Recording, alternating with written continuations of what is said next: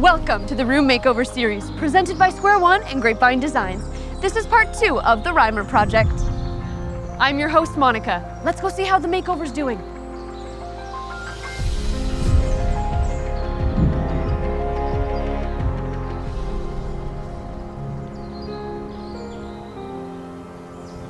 So this jersey here was his, it was the jersey that Edmonton put on him when he was drafted.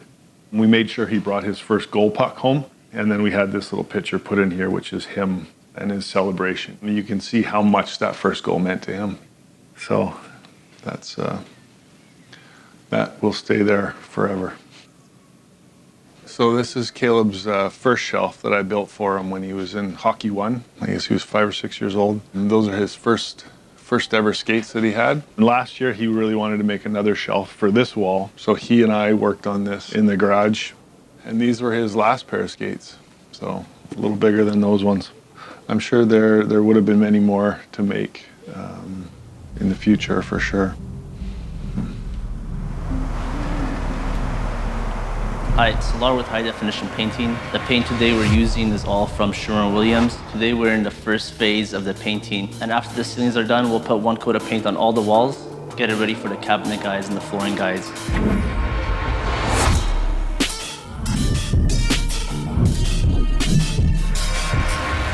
Sherwin-Williams gave us like the best stuff they have.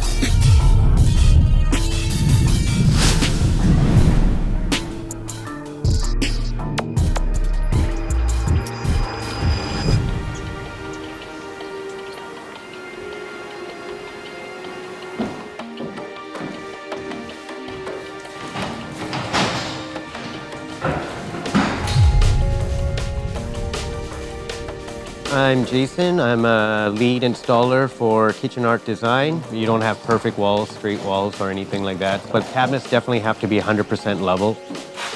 I play floor hockey and ice hockey too, but realizing this is a house I'm doing for one of the victims' parents, when they told me that on Thursday or Friday, I was like, right on, they chose me. This is going to be more than a 2-day project because of the flooring is not being put in. I understand on renos, they don't want to get the floor damaged, but ideally we like to put the cabinets on top. If realistically the flooring was in, I would have been able to complete the whole job tomorrow. You can install your cabinet boxes and your finished gables and everything right down to the subfloor, and then the flooring guy will butt up to that. On the case of a floating vinyl floor, the floor actually needs a little bit of space to breathe on all sides, so you actually end up having joints that can split and pop. So in order to avoid that, what we've done here is actually having this sit just a hair high off of here. That way the flooring can move independently and expand and contract with temperature changes, with season changes. We're about 60% or so done on the renovation right now, but we actually found out a couple flooring deficiencies. I'm really just supposed to be here to install the floor, but you know, I can't help but pick it apart. When there's a patch set like this, you have to have bracing underneath. If you don't, you have this effect here, especially this being a high traffic area. It will cause an unnecessary wear on the floor, which will eventually break.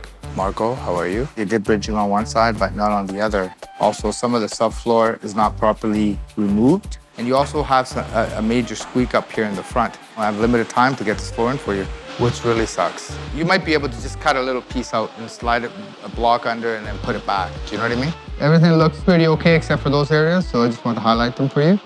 A situation like this where a nail would hold it and not let it expand is enough to cause you a serious problem on the floor.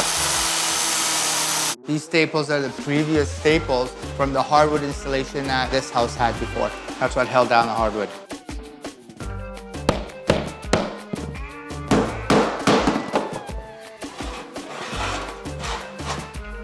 This is a leveling compound, and it helps me just feather out from one high spot to a low spot. There's a couple of spots that I really don't like.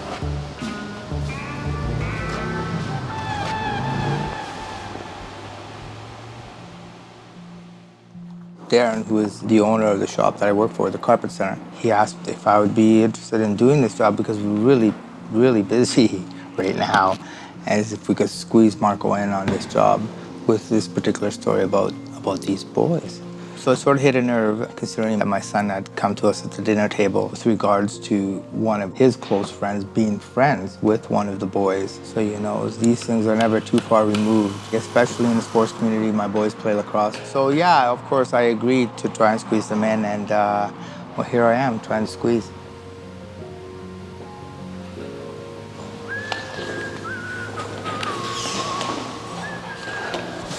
Let me dance upon the stars. See what spring is like on Jupiter. There he is, man of the hour. You had an extra long breakfast or what? Busy, busy, busy. It might not seem like much, some of these ridgings, but some of them are, you know, thicker than the floor. In this situation here, we got this going on. On top of it, it's accentuated by the fact that there's ridging here. Mm-hmm. You know what I mean? Yeah, yeah. The devil is in the details. Yes.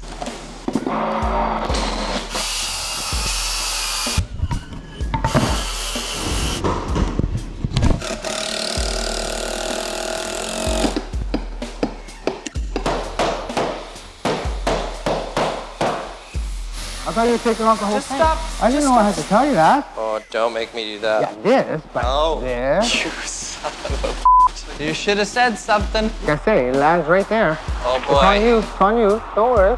I don't know. I feel like it's going to be fine. Well, he said one spot. And then he came back and he said, no, it's the whole row. That was the worst spot. Now he wants this spot, this spot. Oh, man. Fine.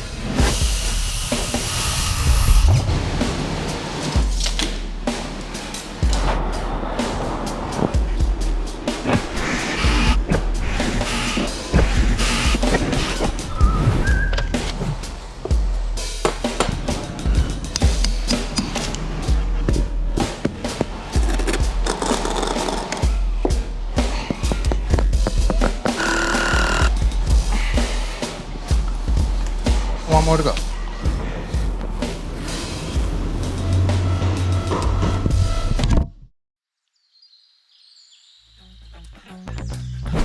Let's go see how they're doing on the house. Box at the Moose Club, raffle 1, 2, 3, 3, pat, and the rings of course.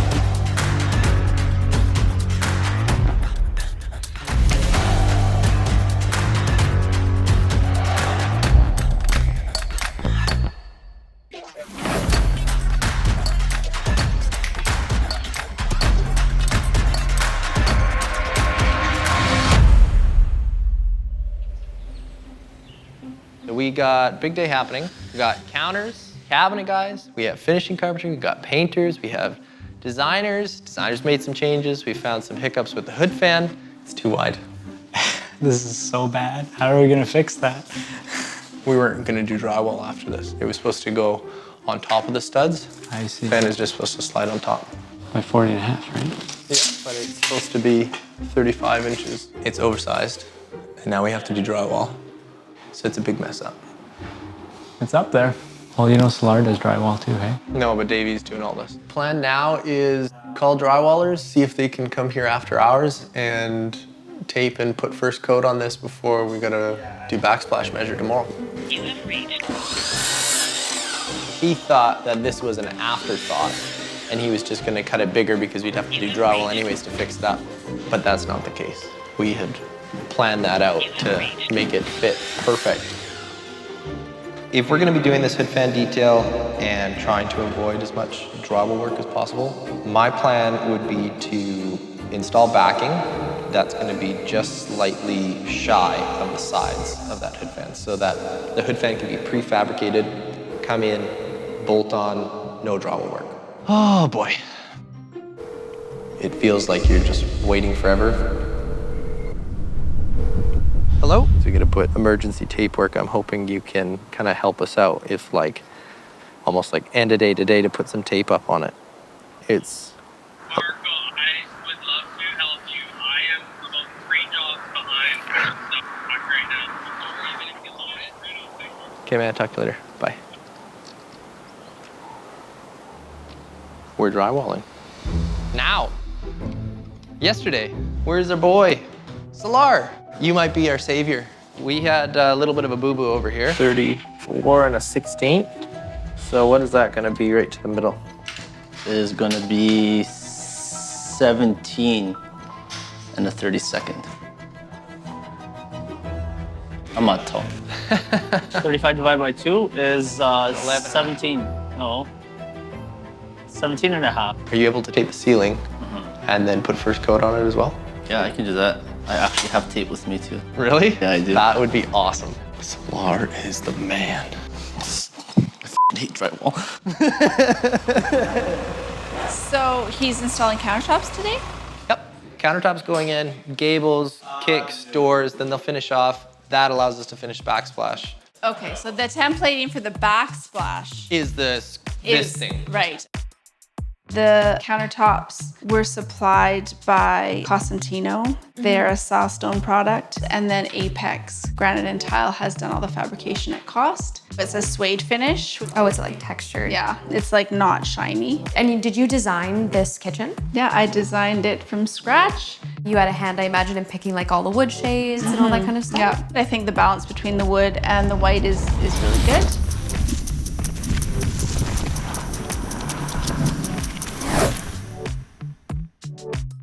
I think the gap is way bigger than it was supposed to be.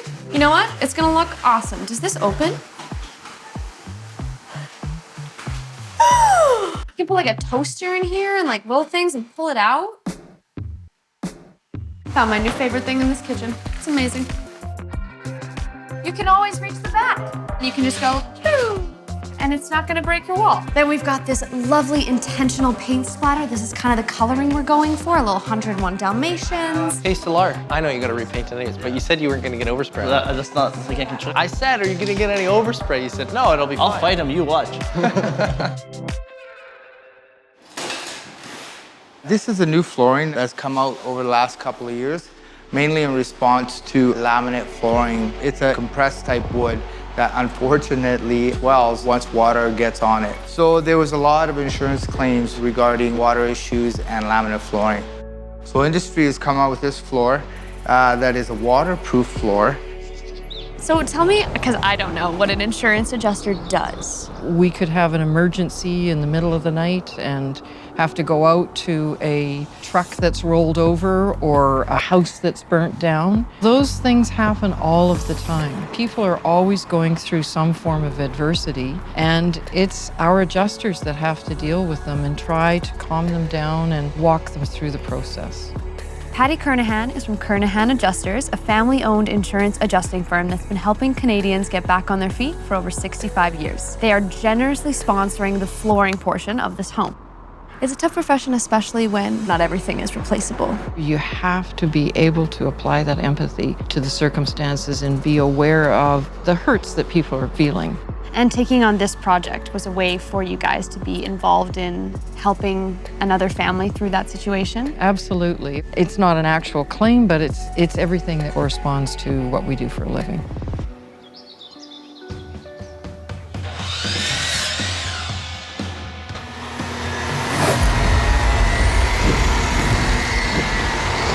So what are we doing up here? So for inside around the stairs where it's on that radius, we have to kerf this stuff out because this allows the wood to actually bend into it, because otherwise it'll just snap. Holy, so that's how you're actually gonna make the wood bend? My first piece didn't work out for me, so we're trying to Did we snap our first one? Yep, we did, and as you can see right here. No way. Yeah, there's the first one. Oh my God, how did he do that? So that's why they had to go for more baseboard. Okay. I got a call today and they said, we need more baseboard. And I said, well, I think it's that. Really? I thought I had enough, but.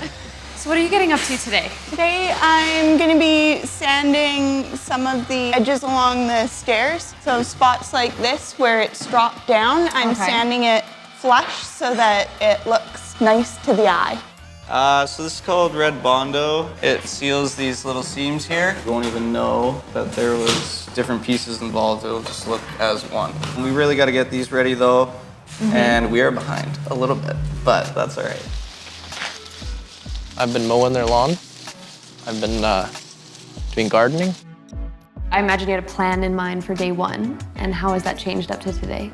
I think we had a pretty aggressive schedule. Okay. You're dealing with a project where you have multiple people supplying that you've not worked with before. You're also dealing with new relationships.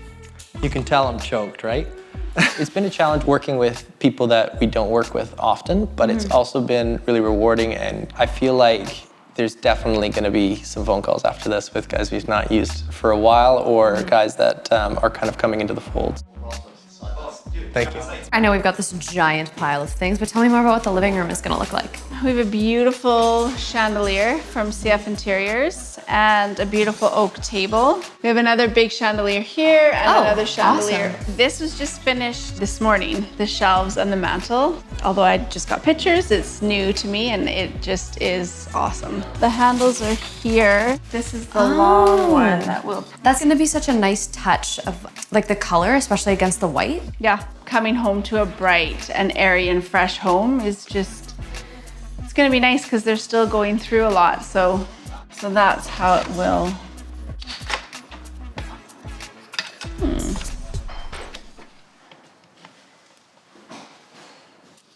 Not really sure about how that's gonna work.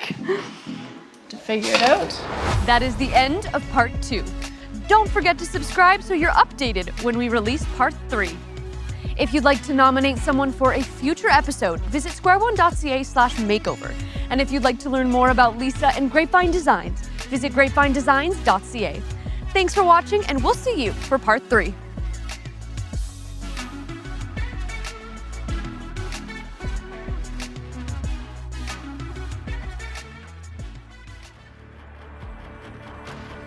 We don't sell off-the-shelf product. Everything's custom built. High-end clientele want custom, right? They don't want just something that anyone can make or anyone can buy. Everything that we use is a solid 5/8 picket. Everything's cold rolled steel, so it's already clean. And all our posts here are gonna be face mounted on the riser, so it's even a cleaner, stronger look, as opposed to a lot of traditional railings where you have like a base plate. We like face mounting our posts. It makes it look a lot cleaner. It looks simple, but there's gonna be a lot of nice little details that you're really not gonna notice.